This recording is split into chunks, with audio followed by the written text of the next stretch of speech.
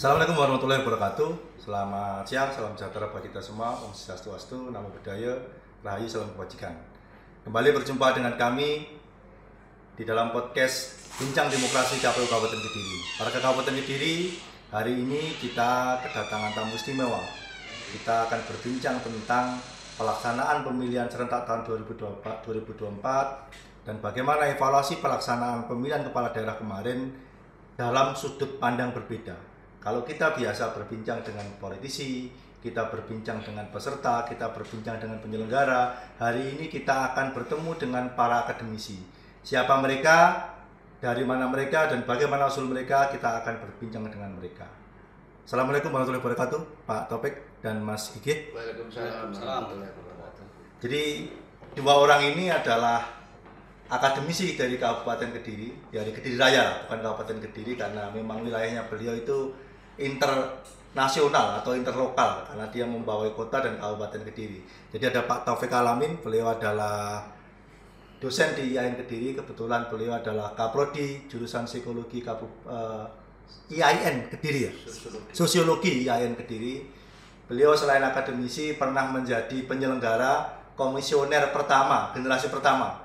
Jadi ketika komisioner masih dibentuk, KPU baru awal-awal dibentuk adanya KPU, dilembagakan, beliau sudah menjadi komisioner. Jadi bahasanya adalah mbahnya KPU atau gurunya guru KPU itu, karena dia memang awalnya. Yang kedua tamu kita adalah Mas Gigih Wahyu Pratomo. Jadi beliau juga dosen di IAIN Kediri, juga sama di sosiologi. Beliau pernah juga menjadi konsultan politik bagi bakal calon pilkada atau bakal calon perseorangan. Jadi mungkin kita akan berbincang, kita akan diskusi sebenarnya dalam kacamata akademisi itu apa yang terjadi pemilu selama ini dan kira-kira prediksi para akademisi dalam pelaksanaan pemilu serentak tahun 2024 nanti seperti apa. Saya mulai dari Pak Topik ya, Pak Topik ya. Ya. Menurut jenengan apa dalam pengalaman jenengan sebagai penyelenggara dan pengalaman jenengan sebagai akademisi dalam pelaksanaan pemilu serentak 2019 dan pilkada kemarin, apa catatan-catatan dari jenengan? Ya, jadi pemilu itu selalu terkait dengan dua hal. Pertama adalah terkait dengan teknis ya, teknis penyelenggaraannya. Artinya bagaimana fasilitasi penyelenggara, ya, kemudian bagaimana akses masyarakat di dalam proses-proses pemilihan, tahapan dan sebagainya. Terus yang kedua adalah terkait dengan substansi dari kenapa pilkada itu dilakukan. Kenapa saya harus nyoblos A, B, C. Nah, ini harus seiring sejalan. Karena antara faktor teknis dan non teknis, kalau ini diabaikan ya tidak bisa. Artinya suatu saat ketika proses penyelenggaraannya sudah bagus, yang dituntut untuk sempurna itu hanya KPU. Dua keping mata uang gitu ya? Iya. Seperti dua keping mata Padahal uang. di situ ada partai politik yang menjagokan sebuah calon, ya seorang calon dan sebagainya. Nah, ini tanpa ada kritisasi dari masyarakat. Dan di masyarakat sendiri juga begitu. Jadi sebuah partisipasi itu akan ditentukan oleh dua hal tadi. Betul. Apakah dia terdaftar, apakah dia juga tersosialisasi siapa calonnya, tetapi juga apakah calon itu sudah benar-benar dikenal. Ini kan bukan soal sekedar bahwa ada akses dan tidak ada akses, tapi ada nggak kepemimpinan yang bisa merepresentasi kebutuhan masyarakat. Nah, saya kira di dalam konteks Kabupaten Kediri yang kita cintai ini adalah yang justru non teknis gitu. KPU itu kan sudah sekian generasi itu.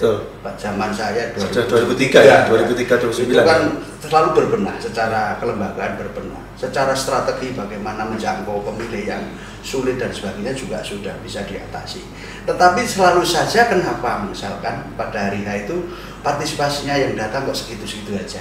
Nah, ini menurut saya ini adalah faktor-faktor non teknis. Dan boleh saya katakan selama 15-20 tahun kemarin memang kondisi masyarakat kita itu berada pada kondisi floating mess gitu ya. Padahal floating mess itu ada di dalam masa-masa masa-masa Orde Baru gitu loh. Tapi masa reformasi ternyata juga ada. Karena kejengahan, karena tidak adanya akses, karena menurut jenengan Mas, bentar. Menurut jenengan ini terjadi apakah akses informasi ke mereka yang kurang atau memang awareness dari mereka, ketidakpedulian mereka? Ya saya kira pertama karena mereka belum pernah diposisikan untuk bagaimana berperan secara maksimal ya. Maksimal itu dalam pengertian yang luas, artinya ketika dia dilibatkan dalam proses Pelibatan dalam proses pemilihan, penyelenggaraan pemilihan gitu. Di dalam memilih pemilihnya di desa gitu kan, atau di dalam partisipasi pembangunan sehari-hari. Ini yang saya kira kita harus objektif bahwa selama sekian tahun itu masyarakat masih disuruh diam saja lah, terima beres gitu, terima jadi lah. Ini saya kira yang kemudian menjadi akumulasi politik yang kemudian ketika kita tes case dengan model penyelenggaraan pemilu yang transparan, yang penyelenggara di mana-mana juga sudah berbuat banyak, ini tetap saja gitu loh. Oke. Jadi ada dua hal menurut Pak Taufik ya, ini kalau kita lihat secara teknis penyelenggaraan, bahwa dalam pemilu itu ada teknis. Faktor teknis itu berarti penyelenggara, peserta, dan juga pengawasnya. Betul. Yang kedua adalah faktor eksternalnya dari masyarakat sendiri. Ada dua possibility bahwa bisa jadi akses informasi tidak nyampe ke mereka, tapi bisa jadi juga adalah karena memang mereka teraliniasi dari dunianya. Baik itu dalam kegiatan keseharian, tidak pernah terlibat dalam pemerintahan desa, kegiatan-kegiatan pembangunan, apalagi urusan kepemiluan, sehingga mereka merasa bukan bagian dari penyelenggaraan pemilu ini atau bukan dari pembangunan di negara ini. Oke, itu sudut pandang Pak Taufik. Nah, sekarang sudut pandang bagi, kalau beliau kan gurunya banyak KPU, ini akademisi muda ya. Nah, ini akademisi muda. Kalau beliau mantan penyelenggara, sekarang ini mantan konsultan atau mantan, bahasanya bisa jadi beliau adalah peserta ini, calon peserta. Nah, kira-kira menurut Mas Ugi apa dalam kacamata panjenengan? Baik pemilu 2019 boleh, pilkada 2024 2020 boleh. Iya, jadi kalau kita mau agak maju sedikit Mas, biar nah. Jadi kalau kita mau flashback tentang evaluasi, yang pasti memang saya coba untuk menarik dulu garis besar dari apa sih kemudian memang pemilu itu untuk apa sebenarnya kan gitu, dan untuk siapa. Kalau kemudian untuk apa ini sebenarnya kita kajiannya bukan untuk berapa ya? Untuk apa ya? Nanti dulu. Itu berapa? Jadi ketika kemudian munculnya negara misalkan ya, kita tarik dulu itu ya. Demokrasi tidak muncul di Indonesia pada saat ini. Demokrasi sudah jauh melampaui. Bahkan saat kehidupan Yunani pun Aristoteles sama Plato pun sudah menulis demokrasi kan gitu. Dimana kemudian betul kemunculan demokrasi itu munculnya, kalau saya ingat di bukunya Plato sendiri, dia bilang bahwasanya kemudian manusia dulu itu hidup itu sebenarnya pada saat zaman monarki. Hampir semua dunia itu melakukan kesejahteraan yang sama, kerajaan sistemnya. Nah, baru kemudian dari sistem monarki, nah ini kemudian rajanya ini kadang-kadang ada yang bijaksana, penuh karismatik dan diinginkan oleh masyarakat. Tapi ketika sudah turun-temurun berbeda. Jadi bijak sini gitu ya. Bijak sini bijaksana, bijak sini bijaksana kan gitu. Akhirnya muncullah kemudian dalam teorinya dia itu ada teori namanya aristokrasi, di mana kemudian kepemimpinan ini disusun, dibangun secara bersama oleh para akademisi, cendekiawan, agamawan, semua ikut di situ sebagai penasihat raja. Jadi raja sudah nggak bisa sama di situ. Ada pembatasan kewenangan. Ada pembatasan kewenangan, ada pembagian ya, bukan pembatasan. Ada pembagian, ada peran. Itu kemudian yang nantinya kalau dalam teori demokrasi yang terbaru itu nanti munculnya ya apa bahasanya? Trias politika itu ya, ada eksekutif, yudikatif itu nantinya. Nah, aristokrasi juga begitu. Ketika cendekiawan itu kemudian ternyata dikasih, ternyata nafsu ini juga menjadi hal penting untuk ditilik lagi. Kenapa? Ternyata para aristokrat ini kadang-kadang terjebak juga dengan idealitas yang kemudian masing-masing punya. Nah, ini yang hanya mengalihkan ruang kekuasaan sementara dari raja pada aristokrat. Malah bentrok sendiri kan gitu. Ini masa bentrok sendiri. Seolah-olah kemudian saya ini adalah orang yang paling akademisi, saya adalah orang agamawan gitu ya. Saya adalah orang yang paling punya karismatik, punya tokoh suku, tokoh itu ya. Artinya punya kepentingan sendiri. Bentrok lagi. Nah, itu tadi. Nah, tapi kemudian muncullah namanya demokrasi bagi si Plato dan Aristoteles bilang begitu. Di mana kemudian kewenangan ini dimunculkan seluruh rakyat bisa tanpa keterwakilan. Semua bisa menyuarakan. Nah, di situ. Bahkan terbentuknya negara sendiri bagi mereka kan sebenarnya kan negara itu muncul karena ada perserikatan di manusia ya bahasa satu keinginan yang sama. Jadi keinginan apa? Ya tadi menyamakan konsep. Sebenarnya di situ sebenarnya. Nah, persoalannya pada wilayah demokrasi seperti ini ini yang memang menjadi pembelajaran pada saat ini. Ketika sudah demokrasi, ruang-ruang demokrasi di kita ini tidak mampu dimanfaatkan. Jadi ketika masyarakat itu dikasih, kita juga masih bahasanya tadi apa ya? Ada yang kemudian mungkin kurang paham gitu ya, atau kemudian memang dia juga bahasanya apa? Bukan teraliniasi bagi saya ya, dialiniasi malahan. Berusaha. Nah, ini menarik. Teralienasi itu ada dua diksi yang berbeda. Betul. Kalau itu tidak sengaja, kalau tidak di sengaja. itu sengaja loh ya. Iya. Ini itu nah, ini sudut pandang akademisi yang akan berbeda. Coba dijelaskan ini. Iya. Karena kenapa kok sampai berbilang ini bahwa ini dialiniasi ya? Sambil minum boleh. Nah, jadi kalau kemudian diskusinya serius ini. ini saya sebenarnya ini pakai ini Pak Taufik yang sebenarnya, karena Pak Taufik ini adalah dosen sejarah. Ya. Jadi saya cuman menangkap bahwasanya kemudian dengan metode sejarah itu kita bisa melakukan analisis apa kan gitu. Nah, yang terjadi itu begini Mas, kalau aliniasi itu kan terasing bahasanya ya. Tapi kemudian ketika terasing ini individu kadang-kadang itu karena tidak mampu masuk gitu ya. Akhirnya dia menggambarkan dirinya sendiri itu ya wes nggak usah lah kan gitu. Beda dengan orang yang memang sengaja dialiniasi. Yang sengaja dialiniasi ini adalah orang-orang yang sebenarnya punya, tapi seolah-olah kemudian ya sudahlah kamu ikut-ikut aja lah. Ditutup aksesnya. Bisa dua hal. Kalau bahasa kita ada yang sampai karena politik itu gini, kalau si siapa Dal hampir sama dengan si Pak Taufik ya.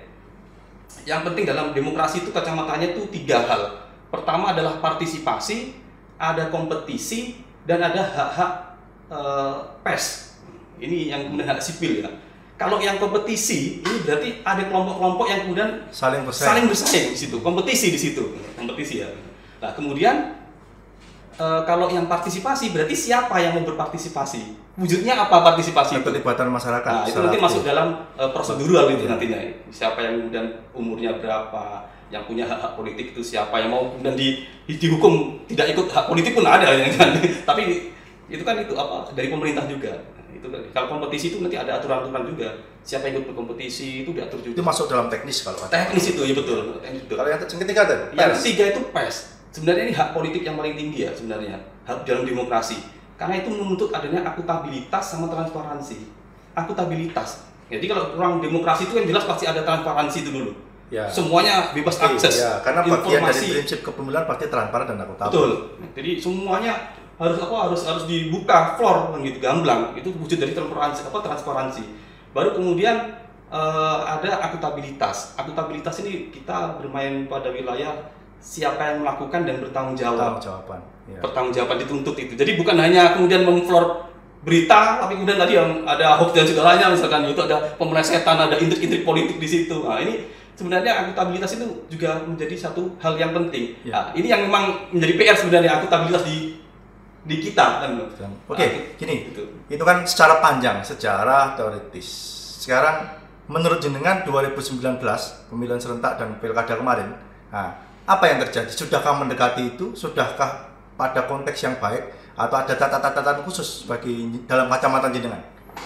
Saya pikir kalau pasal catatan kita memang ngomong evaluasi pasti akan ada evaluasi terus menerus ya.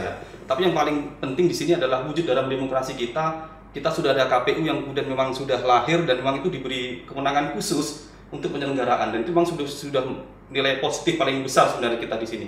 Hanya memang pada wilayah aktualisasi tadi. Bagaimana menciptakan giroh si pemilih ya. Jadi secara esensi bahwasanya dan sebenarnya ini pemilih itu milik siapa, demokrasi itu milik siapa, ini yang memang menjadi faktor yang masih dijadikan PR.